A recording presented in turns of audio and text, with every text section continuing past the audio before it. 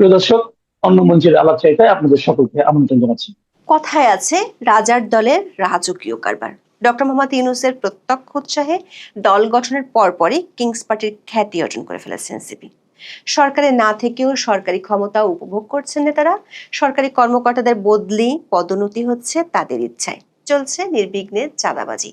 কেউ গ্রেপ্তার হলে থানায় গিয়ে ছাড়িয়ে আনছেন নেতারা। নিজেদের নির্বাচনী এলাকায় যাচ্ছে সর্বোচ্চ সরকারি বরাদ্দ। তবে এসবের মধ্যেও দল গঠনের 7 মাসে ঠিক জমে উঠছেন এনসিপি। উল্টো দল ছেড়ে যাওয়ার খবর আসছে নিয়মিত, তবে সেটা ঘটছে সংগঠনের মাঝারি বা নিচের সারিতে। উপরের দিকে নেতারা আছেন পহল তবিয়াতে। গত জুলাইয়ে তারা গোপালগঞ্জে সেনা এপিসিতে চড়ে রীতিমতো তাক লাগিয়ে দেন দেশবাসীকে। এরপর দেশের আরো কয়েকটি জায়গায় কড়া সেনা পাহারায় হয় সমাবেশ। এবার বিদেশেও তাদের গানমান পাহারায় ঘোরাফেরা করার খবর এসেছে। সব মিলিয়ে সরকারের না থেকেও মন্ত্রী এমপিদের চেয়ে বেশি নিরাপত্তা পাওয়ার রেকর্ড করেছেন কিংস পার্টির তরুণ তুর্কিরা। প্রশ্ন উঠেছে, যে দলটির বেশিরভাগ নেতা মাত্র 14 মাস আগে জুলাই আন্দোলনের নেতৃত্ব দিয়েছেন, তাদের কেন বেহুলার বাসরঘর বানিয়ে জীবন কাটাতে হচ্ছে? দেশে বিদেশে নিরাপত্তার চাদর মুড়িয়ে কতদিনই বা কাটবে তাদের? আবার এতদিন ধরে নিয়মিত সংবাদ মাধ্যমকে হুমকি দিচ্ছিলেন এনসিপি নেতারা। এবার তাদেরকেই সাংবাদিকেরা বয়কট করেছেন। এর পরিণতি বা কি হতে যাচ্ছে? বিস্তারিত জানতে চলুন যাওয়া যাক বিশ্লেষণে।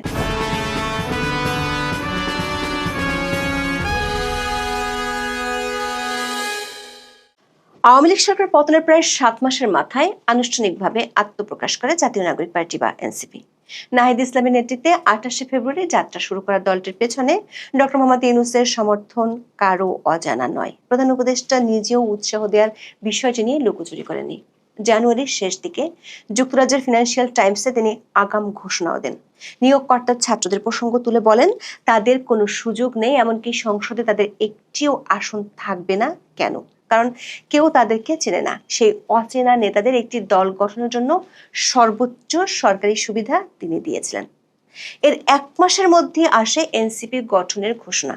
দলটির সঙ্গে অন্তর্বর্তী সরকারের গভীর সম্পর্ক কখনোই গোপন থাকেনি, বরং বিভিন্ন সময় তাদের সহযোগিতায় যমুনা এবং শাহবাগে মঞ্চস্থ হয় নানা নাটক। আওয়ামী লীগের কার্যক্রম নিষিদ্ধ করা সহ বিভিন্ন ইস্যুতে হাতে হাত রেখে চলছে সরকার ও এনসিপি। সচিবালয় সহ সরকারি গুরুত্বপূর্ণ সব জায়গায় দলটির নেতাদের দাপট শুরু থেকেই প্রকাশ্য।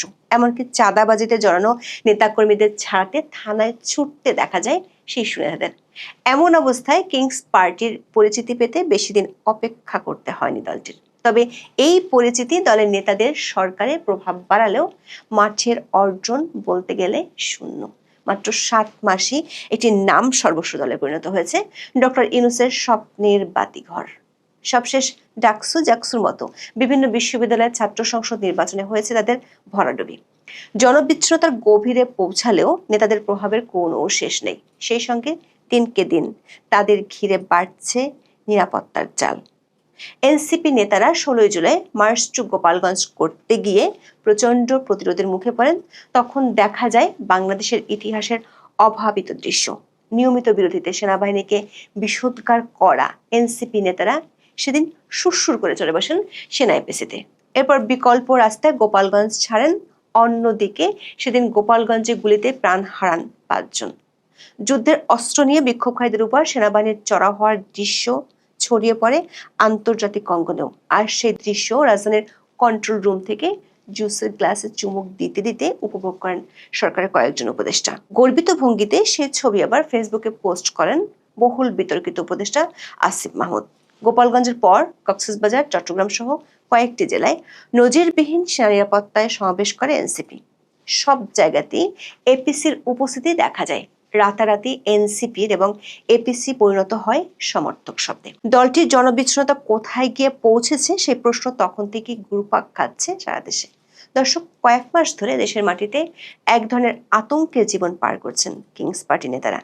এখন দেশের বাইরেও তৈরি হয়েছে একই পরিস্থিতি। বিশেষ করে 1 মাসের মধ্যে লন্ডনে, নিউ ইয়র্কে আওয়ামী লীগ নেতা কর্মীদের তোপের মুখে পড়েন এনসিপি এবং দলটির ঘনিষ্ঠ উপদেষ্টারা। বিশেষ করে জাতিসংঘ সাধারণ পরিষদ অধিবেশনে যোগ দিতে গিয়ে নিউ ইয়র্কে এনসিপির আক্তার হোসেন এবং তাসনিম জারা নজিরবিহীন বিক্ষোভের সম্মুখীন হন। বিমানবন্দরে আওয়ামী লীগের নেতাকর্মীরা আক্তার হোসেনকে স্বৈরাচারের দোসর কিলার আখ্যা দিয়ে একের পর এক ডিম ছোড়েন। হুড়াহুড়ি করে সবাই গাড়িতে উঠেও রক্ষা পায়নি। আওয়ামী লীগের নেতাকর্মীরা গাড়ির সামনে রাস্তায় শুয়ে পড়ে প্রতিবাদ জানাতে থাকেন। তারা জয় বাংলা সহ বিভিন্ন স্লোগানও দেয়। এক পর্যায়ে অতিরিক্ত পুলিশ এসে ডক্টর ইউনূসের সফর সঙ্গীতে যাওয়ার পথ করে দেয়। দর্শক, নিউ ইয়র্কে এবারও বিশাল সফর সঙ্গীর বহন নিয়ে গিয়েছিলেন প্রধান উপদেষ্টা। বিষয়টি নিয়ে প্রচন্ড সমালোচনার মুখে তার প্রেস টিম দাবি করে এই বহরের বড় অংশই ছিলেন নিরাপত্তা কর্মী। আওয়ামী লীগের বিক্ষোভের আশঙ্কা মাথায় রেখে নিরাপত্তা কর্মীর দল ভারী করা হয়েছিল।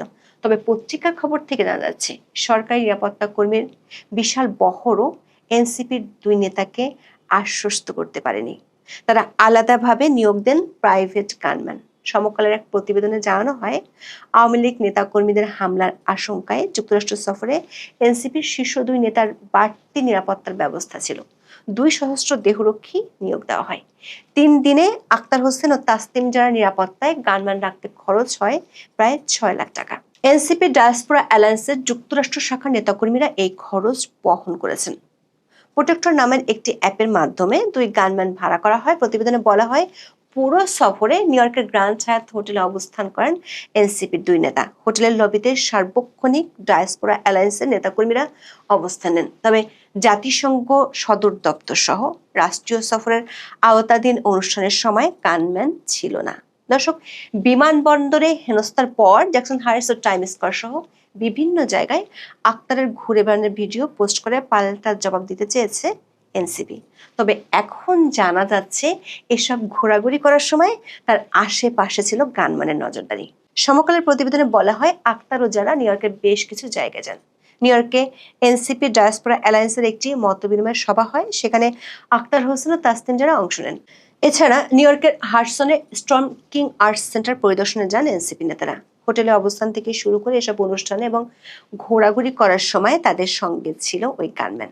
এনসিপির অভিযোগ, বিমানবন্দরের ঘটনায় প্রমাণ হয়েছে সরকার তাদের নেতাদের নিরাপত্তা দিতে পারেনি। এ কারণেই অর্থ খরচ করে 2 নেতার জন্য প্রাইভেট গানম্যান ভাড়া করা হয়। নিউ ইয়র্কের এনসিপি নেতা তারিক আদনান মুন সমকালকে বলেন, প্রধান উপদেষ্টা সহ অন্যরা নিরাপদে বিমানবন্দর ছাড়লেও রাজনৈতিক নেতৃত্বে নিরাপত্তা নিশ্চিতে সঠিক ব্যবস্থা নিতে পারেনি সরকার।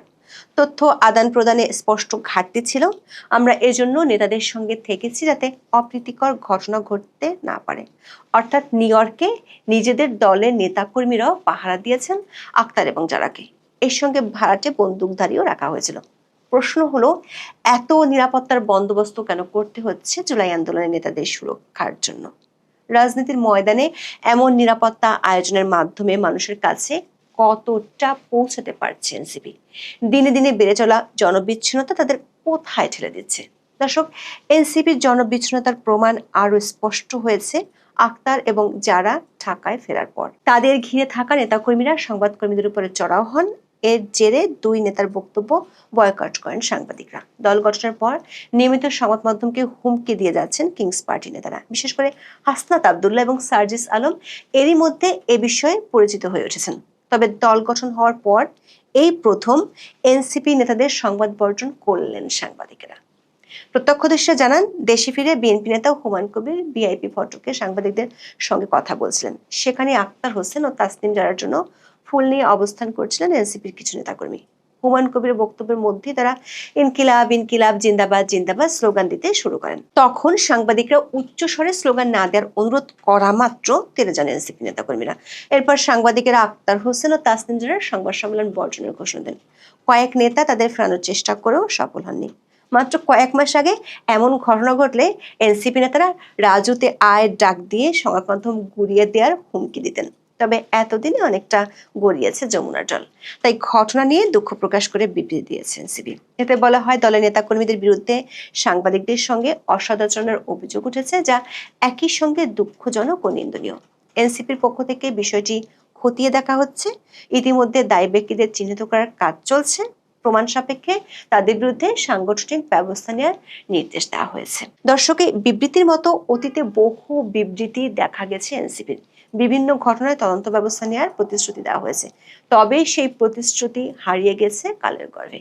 নিজ দলের নারী নেতা সহকর্মীর বিরুদ্ধে যৌন হয়রানির অভিযোগ তুলেও প্রতিকার পাননি, উল্টো তাকে দল ছাড়তে হয়েছে। এবারে বিবৃতির ভাগ্য যে একই হবে তা চোখ বন্ধ করে বলা যায়।